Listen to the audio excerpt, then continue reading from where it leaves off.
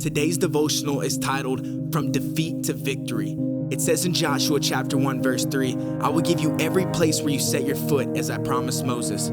Abraham Lincoln is widely recognized as one of the greatest presidents in the history of our country.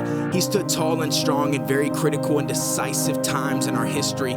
We certainly would regard him as a successful man, but this man also experienced many failures throughout his life. When Abraham Lincoln went off to Black Hawk War, he was a captain. Through no fault of his own, he returned to private. That brought an end to his military career.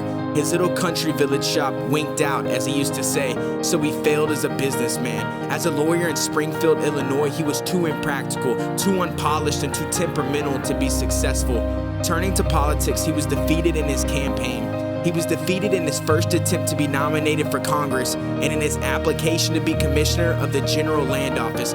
He was defeated in the senatorial election of 1854 and in his aspirations for the vice presidency in 1856. Finally, he was elected president of the United States and fulfilled his destiny and the destiny of a nation. Although maybe not as dramatic, Lincoln's experience is the experience of many of God's people. The enemy of our soul comes to us after repeated defeats and whispers in our ears, "You're a failure." He tells us that we'll never win, that we'll be trapped forever no matter where we are, and that we'll never fulfill our God-given destiny. The first chapter of Joshua tells us the story of God's people who escaped the cycle of defeat and moved into the new day of victory. Our prayer focus today is that we pray that our church will possess all the land and build all the facilities on it that God intends for us.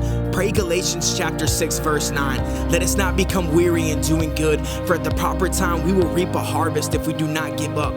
Ask the Lord to encourage you in your walk with Him. In your prayer time, claim victory over evil for our church and for yourself. This wraps up day 6 of our 20 days of prayer together.